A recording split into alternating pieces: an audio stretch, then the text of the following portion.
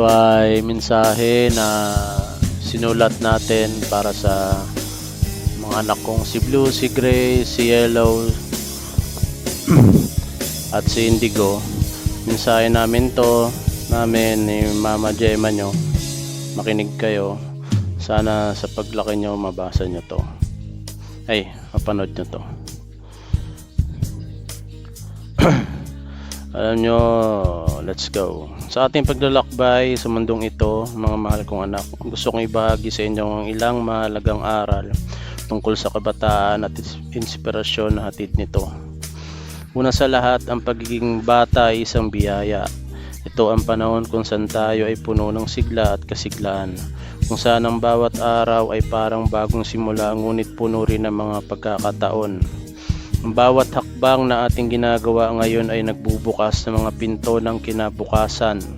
Sa kabila ng mga hamon at pagsubok na ating hinaharap, huwag nating kalimutan ang halaga ng pagiging masaya at positibo sa buhay.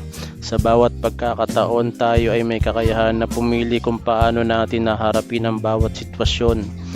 Kaya't sa gitna ng mga pagsubok, tandaan ninyo ang pagiging matatag at positibo ay makapangyarihan. Isa pang mahalaga na aral na nais kong ibahagi sa inyo ay ang halaga ng pagmamahal sa pamilya at kapwa. Sa ating paglaki, ang mga oras na ating sinama-sama ng pamilya at ang pagtulong sa isa't isa ay nagpapalakas ng ating samahan at pagkakaisa. Sa bawat sandali, ituring natin ang bawat isa bilang kakampi at tagapagtanggol. Ngunit kasabay ng pagmamahal sa kapwa, huwag din nating kalimutan ang pagmamahal sa ating sarili. Mahalaga rin na alagaan natin ang ating kalusugan at personal na kagalingan.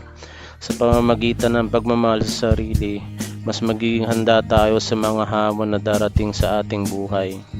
Sa huli, gusto kong iparating sa inyo ng inyong ama at ang iyong ina ay narito upang gabayan kayo sa inyong paglalakbay.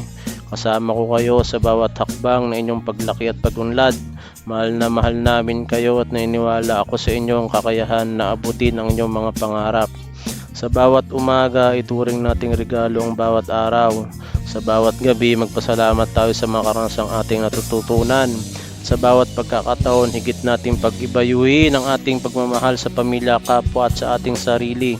Mga anak, laging tandaan ninyo na kayo ay biyaya ng kabataan. Huwag ninyong sayangin ang bawat sandali.